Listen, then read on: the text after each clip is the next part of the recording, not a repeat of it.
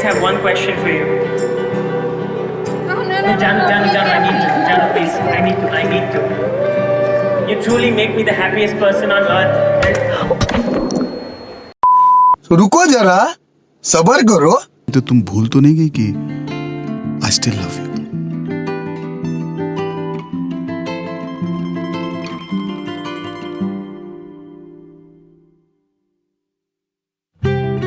Happy anniversary. तो देखा आपने, जिसका जितना बड़ा हीरा उसका उतना गहरा प्यार। और आखिर हो भी क्यों ना, हम लोग सालों से इस ट्रेडिशन को फॉलो भी तो करते आ रहे हैं कि यार कभी ना कभी अपनी वाइफ या अपनी गर्लफ्रेंड को डायमंड तो ज़रूर गिफ्ट करेंगे, और करना भी चाहिए, चाहे उसके लिए हमें लोन ही क्यों ना लेना पड़ जाए। और हम सब आज तक इस डायमंड को या इस चमकीले पत्थर को एक एक्सपेंसिव और एक बहुत ही अनमोल चीज़ मानते आ रहे हैं, पर कभी ये जानने की कोशिश नहीं की कि आखिर जो चमकीला पत्थर है, जो डायमंड है, ये इतना रेयर और इतना एक्सपेंसिव है ही क्यों। तो फिर हम लोग आज जो मार्केट में कोई भी चीज़ बिकती है तो उसकी वैल्यू या उसके प्राइस को हम कैसे डिफाइन करते हैं? सिंपल है, डिमांड सप्लाई रूल। जिसकी डिमांड ज़्यादा और सप्लाई कम है, डेफिनेटली उसकी वैल्यू तो बढ़ेगी ही। और इसके अलावा डायमंड तो है ही आंखों का तारा। Will you marry me? Yes, yes, oh my God, yes. अगर हम इसे गोल्ड के साथ कंपेयर करें तो पूरी दुनिया में 1,70,000 टन ही गोल्ड है, और ये सिर्फ इतना ही है। However, 1 kg gold equals to 45 lakh rupees. In case of diamonds, 1 kg of diamonds equals to hundreds of crore. और इससे आप अंदाज़ा लगा सकते हैं कि डायमंड कितने ज़्यादा रेयर हैं। बट अगर मैं आपको कहूँ कि आप इस चमकीले पत्थर के ट्रैप में फंस चुके हैं, जिस पत्थर को आप लाखों करोड़ों में खरीदते हैं, उसकी असली कीमत 500 से 1000 रुपए के बीच में है। क्या हुआ, बिलीव नहीं हो रहा? मानता हूं ये थोड़ा चौंकाने वाला है, बट इसको गहराई में जानने के लिए चलिए हिस्ट्री में चलते हैं।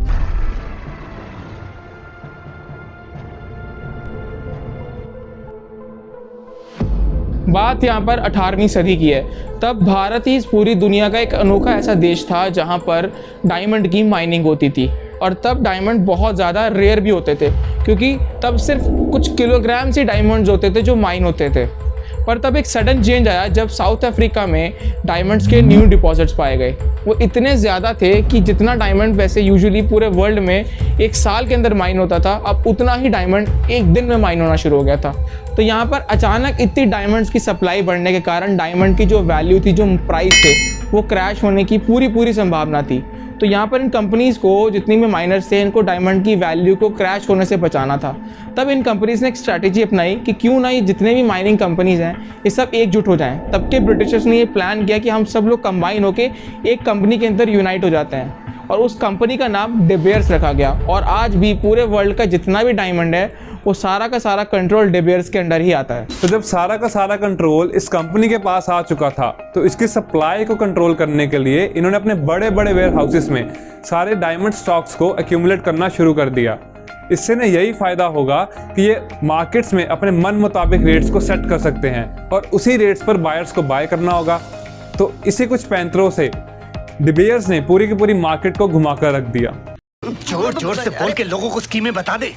बट इसके बाद डे बेयर्स के सर पर एक और खतरा मंडराने लगा कि जब उन्हें पता लगा कि अब डायमंड लैब में भी माइंड होने लगे हैं, और वो इतने प्योर हैं कि उसके एटॉमिक लेवल पर जाकर भी आप डिफरेंस नहीं बता सकते कौन सा लैब माइंड डायमंड है और कौन सा खदान से निकाला हुआ। और जब यही चीज़ डे बेयर्स से पूछी गई तो वो यूं ही तर्क वितर्क देना शुरू हो गई। अब खुद ही सुन लीजिए कि ये क्या कह रहे हैं। Energy is in the stone itself. The moment you hold it in your hand, you will feel it. It speaks to you. The real diamonds has got that energy which can never be recreated. मस्त joke मारा रे, ये हंस रे हलकट हंस।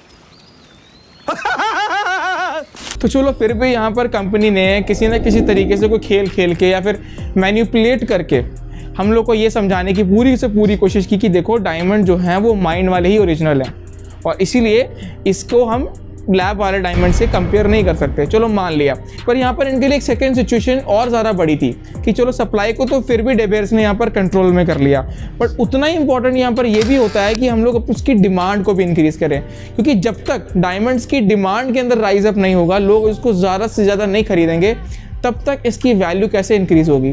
तो यहाँ पर इनका मेजर फोकस अब डिमांड को राइज करने पर था। हम यहाँ यही कहना चाहते हैं कि डे बियर्स की मार्केटिंग स्ट्रेटेजी ने पूरे वर्ल्ड में डायमंड के ट्रेड को बदल कर रख दिया, और इन्होंने ह्यूमन साइकोलॉजी को कुछ इतने अच्छे तरीके से ट्रैप किया कि इन्होंने सोचा कि जब हम कोई भी प्रोडक्ट मार्केट में लेने जाते हैं तो हमेशा दो चीज़ों पर ध्यान देते हैं, या फिर लॉजिक या फिर इमोशन। तो जैसे हम लोग कहीं मार्केट में कोई भी एक सिंपल सा प्रोडक्ट खरीदने जाते हैं हाउस होल्ड के लिए, जैसे कि कोई टूथपेस्ट ही हो गया, तो वहाँ पर कोलगेट, पेप्सोडेंट, क्लोजअप, ये बहुत सारे ब्रांड्स होते हैं। तब वहाँ पर हम सिर्फ एक लॉजिकली सोचते हैं कि यार ठीक है ये वाला ख़रीद लेते हैं, क्या ही फ़र्क पड़ता है ना। और यहाँ पर हमारा मेजर फोकस एक ये भी होता है कि हम अपने प्राइस कितना कट कर सकें, पैसा कितना बचा सकें।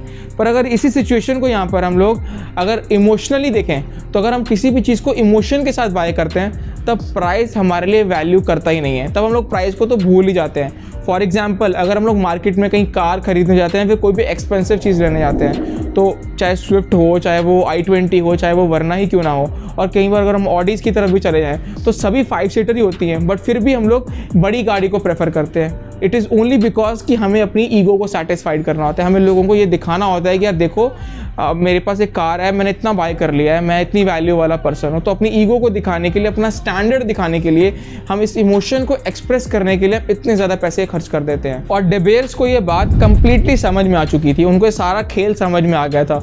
उनको पता था कि अगर उनके इन चमकीले पत्थरों को लोग लॉजिकली खरीदने जाएंगे तो कोई भी करोड़ों रुपए या लाखों रुपए खर्च करने वाला नहीं है। तो उन्होंने एक ऐसी स्ट्रैटेजी बनाई कि लोग इमोशनली खरीदने पर मजबूर हो जाए। अब आपको पता है इस दुनिया का सबसे बड़ा इमोशन क्या है? प्यार, मोहब्बत। Oh my god. Baby, you for real? So that is for you. From Seriously? me to you. Yes, a ring. It's beautiful. A ring just to tell you how much I love you and how much I care for you. पहले 19th century में लोगों का diamond की तरफ इतना attraction नहीं होता था। ओनली 10% लोग ऐसे होंगे जो मैरिजेस या फिर स्पेशल ओकेजन्स पर अपने लव्ड वंस को डायमंड गिफ्ट करते थे। बट उसके बाद डे बियर्स ने हॉलीवुड, न्यूज़पेपर और रेडियो के जरिए लोगों के दिमाग में एक मैसेज प्रिंट करवा दिया कि diamond is a symbol of love. उसके बाद कुछ मूवीज में ऐसा दिखाना शुरू कर दिया कि एक एक्टर जब अपनी गर्लफ्रेंड को डायमंड की रिंग गिफ्ट करता है, जितना बड़ा डायमंड उससे उतना ही ज्यादा वो प्यार करता है। This is amazing.